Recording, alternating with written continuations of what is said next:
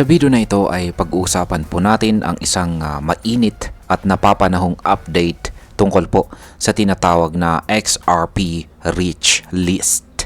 Kung isa kang hodler na XRP o interesado kang pumasok sa XRP ecosystem, baka ito na ang most important update para sa iyo ngayong taon. Pag-usapan po natin kung ilang XRP na ang kailangan mo para mapasama sa top 10%, 5%, 1% at maging 0.01% ng lahat ng XRP holders sa buong mundo at bakit mas lalo itong nagiging mahirap kada buwan. Yan, ipapaliwanag din natin kung ano po ang kahulugan nito para sa mga regular na retail investors tulad natin, mga Pinoy crypto traders na nagsisimula pa lamang o gustong makasabay sa next bull run. Yan, bago po tayo magpatuloy ay pakibasa na lamang po muna ang disclaimer dito sa ibaba ng ating screen. At ayan, simulan po natin sa kung ano po ba ang XRP Rich List at bakit po ito mahalaga. Ang XRP Rich List ay parang leaderboard o ranking ng lahat ng XRP wallets ayon sa dami ng XRP na hawak nila. Parang top scorers top scorers sa isang laro. Pero sa halip na puntos, ang batayan ay kung gaano po karaming XRP ang nasa wallet mo. Ayon po sa isang kilalang crypto educator na si Ginoong Eduardo Farina, malaki na raw ang ipinagbago ng ranking requirements para mapasama ka sa top holders. Ibig sabihin, kung gusto mong umangat sa class ng mga XRP elites, mas malaki na ang kailangan mong hawak ngayon kumpara noong nakaraang taon. Gaano nga ba karaming XRP ang kailangan para maging top holder? Yan, at nandito po yung pinaka-latest na datos. Para mapasama sa top 10% ng lahat ng XRP wallets sa buong mundo, kailangan mo ng at least 2,486 na XRP. Ayan.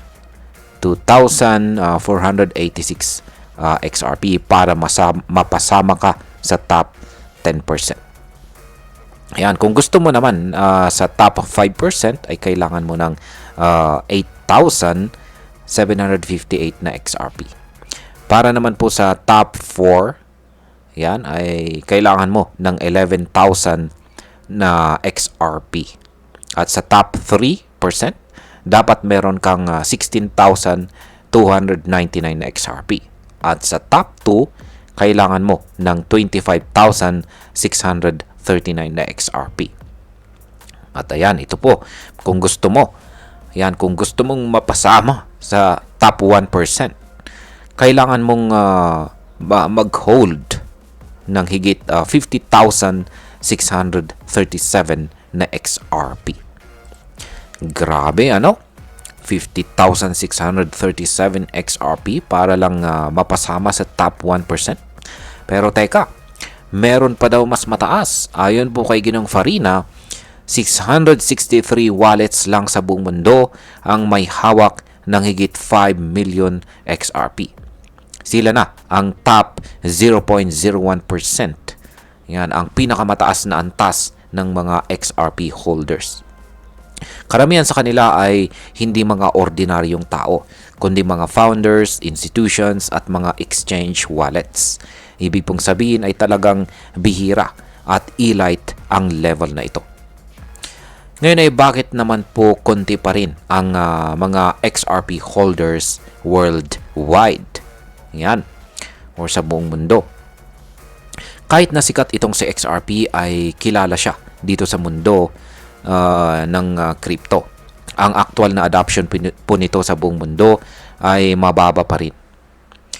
May higit 6.6 million na XRP wallets na nakalista, pero ayon po kay Ginong Farina, karamihan dito ay tinatawag na dust wallets. Mga wallets na halos walang laman o ginagamit or hindi po ginagamit. Yan. Sa totoo lang, posibleng mas mababa pa sa 1 million ang aktual na individual holders ng XRP. Yan ay maliit na porsyento kung ikukumpara po sa 8 billion na tao sa buong mundo. halos 0.01% lamang. So kung isa ka po sa mga XRP, kung isa ka po sa mga may XRP ngayon, technically, bahagi ka pa ng early stage ng XRP adoption. Parang pioneer ka pa sa ecosystem. Ngayon ay paano po natin dapat i-manage ang ating XRP? Isa rin sa mga punto ni Ginoong Farina ay ang importance or kahalagahan ng self-custody. Ibig sabihin, kung holder ka talaga ng XRP, dapat ikaw mismo ang may hawak ng private keys ng wallet mo. Marami sa mga XRP holders ngayon ang nag-iiwan ng malaking halaga sa mga centralized exchanges. Pero sa totoo lang, mas safe pa rin kung gagamit ka ng cold wallet or hard wallet, lalo na kung pang long term ang target mo.